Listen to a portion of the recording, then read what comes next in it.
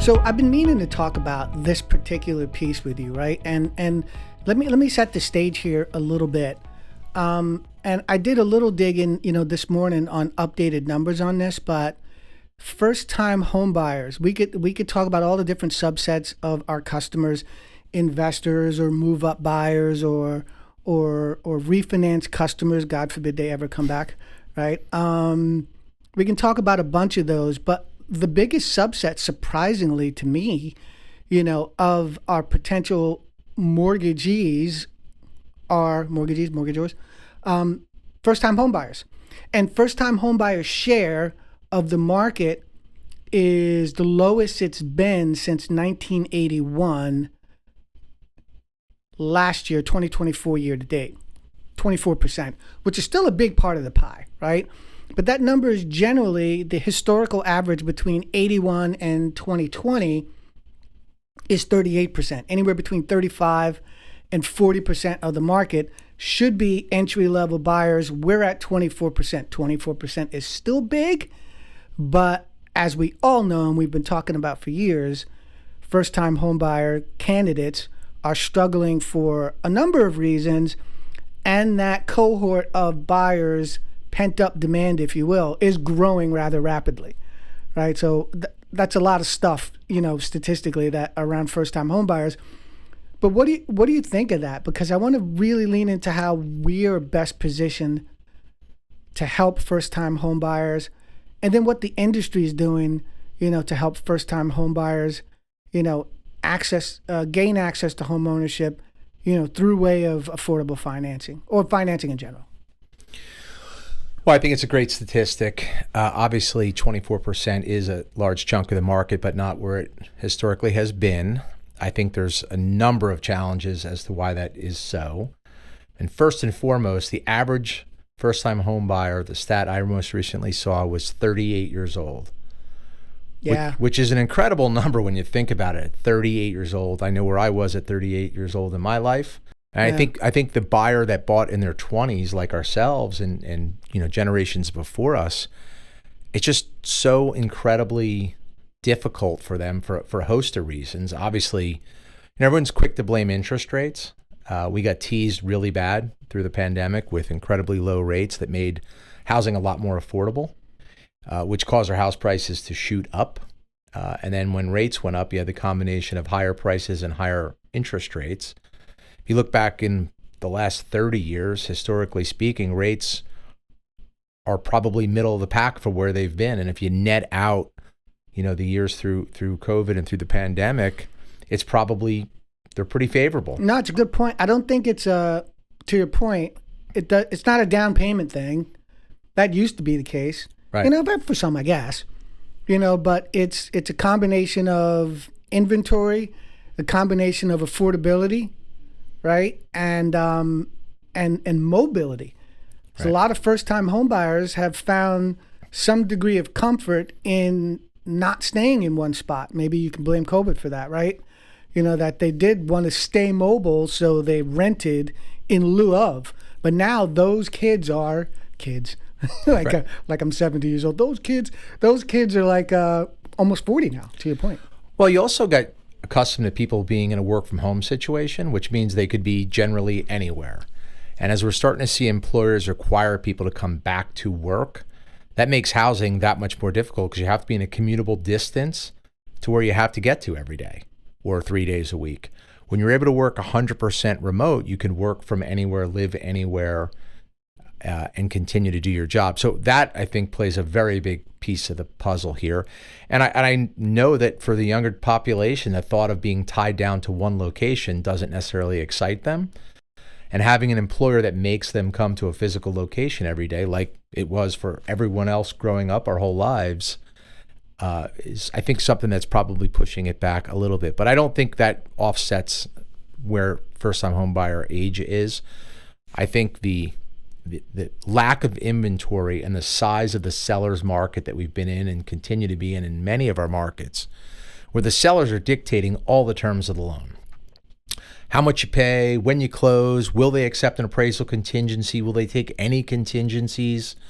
They're looking at down payments. They're throwing, government down government programs to the side, people bond programs, things that are traditionally used by first-time home buyers, they're getting kicked out of the offer process because someone's overbidding them. And the number of transactions that are going above ask price is just incredible. Borrowers are going in knowing that they're paying more than potentially the house is worth and still making that conscious decision to buy. So the frustration of, okay, I'm ready to go buy a house. I've saved up some money for a down payment. I've got myself pre-approved in a price range.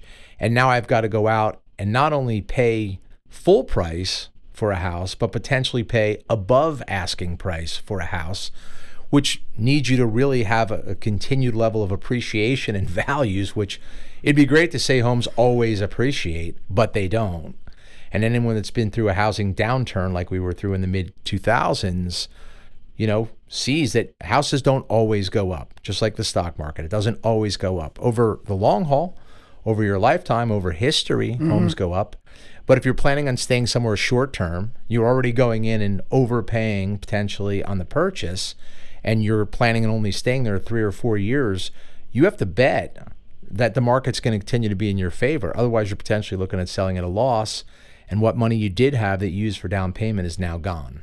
We've seen an incredible amount of rental real estate being built in recent years with crazy amenities in the apartments, swimming pools, lounge areas, indoor driving ranges, right? Like really high-end rentals at very high-end pricing. You've seen indoor driving ranges? Yes. For real?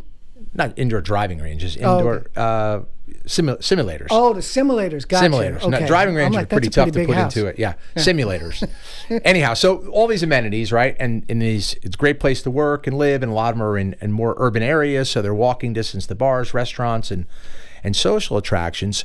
So people that were able to come up with enough money to move out of parents' homes and move into these types of apartments got really accustomed to very nice amenities within their housing, brand new kitchens, brand new baths. In some cases, they're the first tenant to be in a unit, which I know in my own town where I live, I'm just watching hundreds and hundreds of units pop up and just continue to fill with people who are making a decision not to buy and to move into one of these type entities.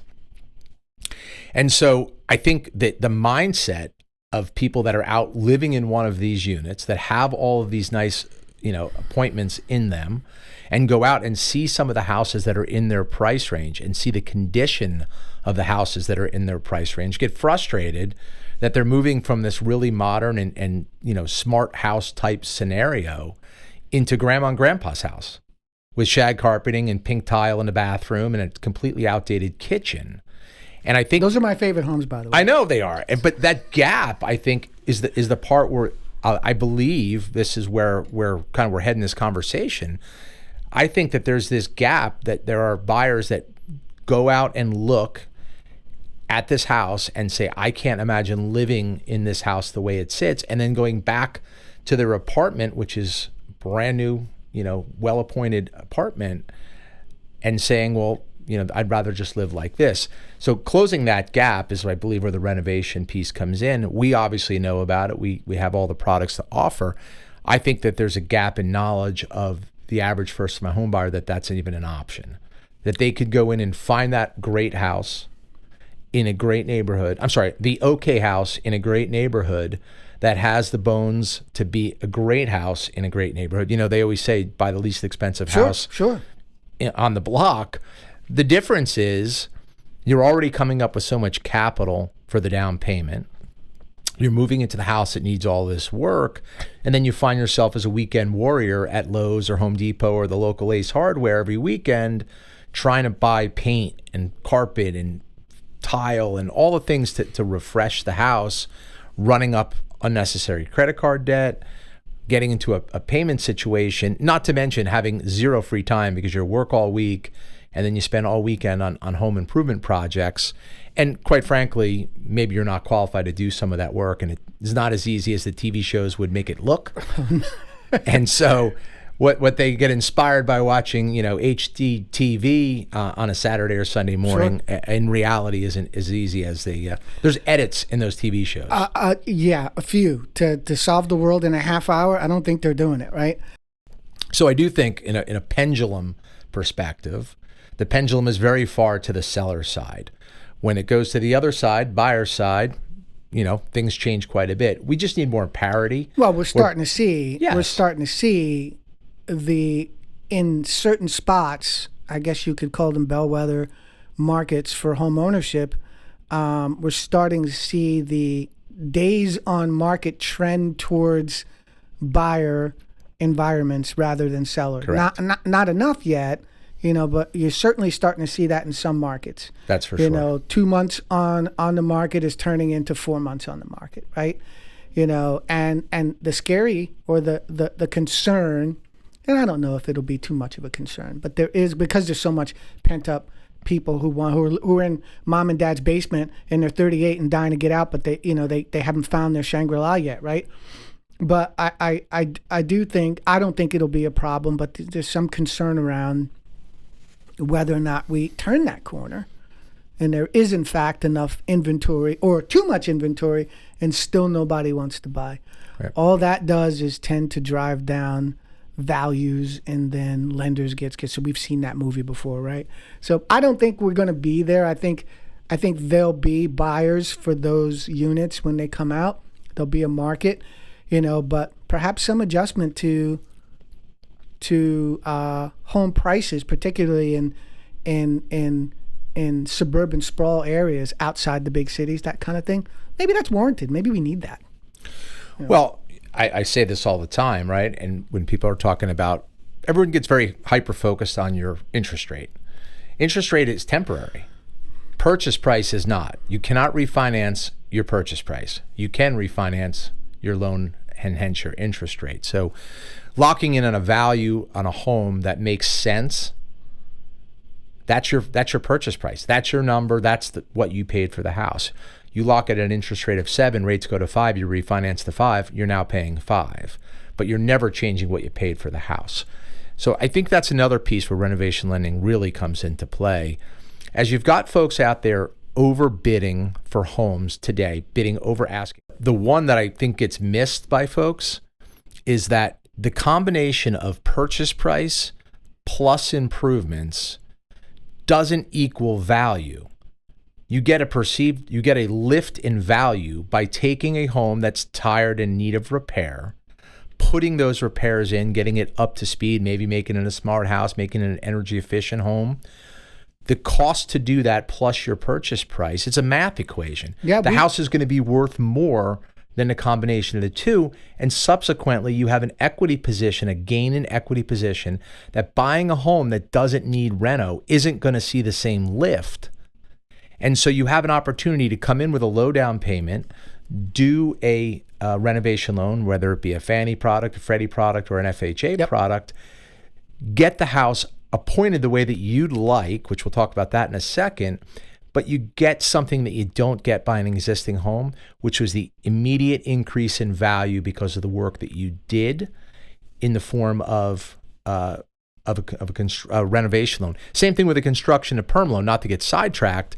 You buy a piece of property, build a house. Well, the two of those together are going to be worth more than the cost of the dirt and wood. The wood to build it, the dirt you built it on. Sure. The combination of the two, you are going to have an increase in equity, an increase in value. Whereas if you buy a tract built home, the builder is doing that exact thing. That equity position is his profit or her profit.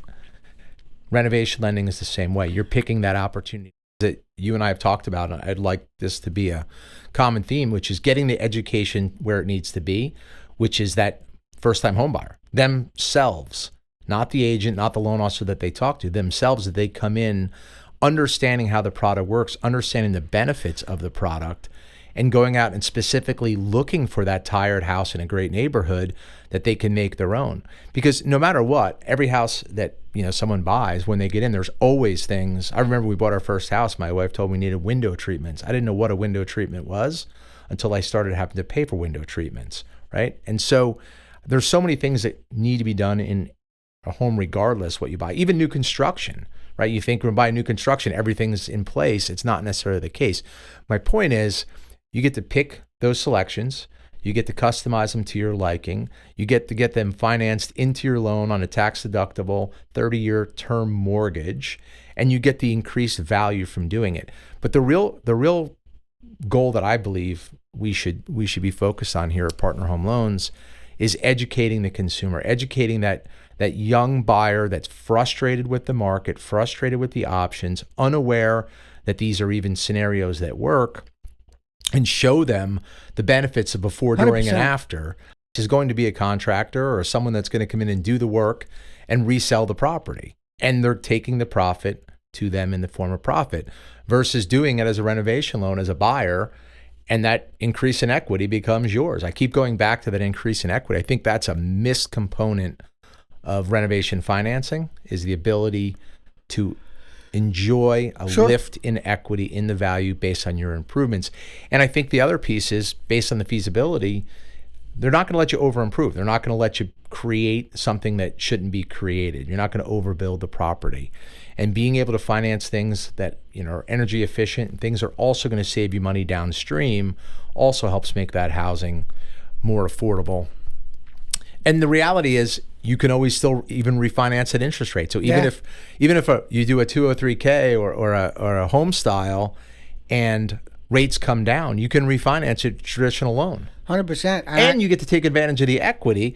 So if you were paying a monthly MIP and you go to a conventional loan, you get a lower interest rate and you get rid of the MIP, the monthlies.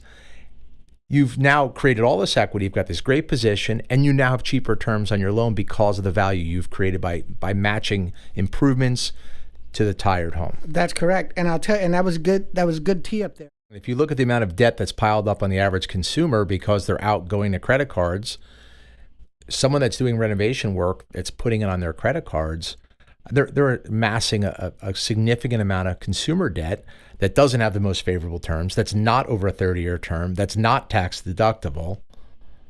It's creating just a really bad setup for someone to fail. That's right. And I believe the way renovation financing was set up, it was set up to do just the opposite. Yep. Which was to make you successful in home ownership, put you into a house that has the repairs done, put you into a manageable payment that you can afford, avoid future, like you said, deferred maintenance, going out and hitting credit cards and, running up tabs at home improvement stores, all goes away by taking advantage of the financing. I'm going to leave it on that, folks.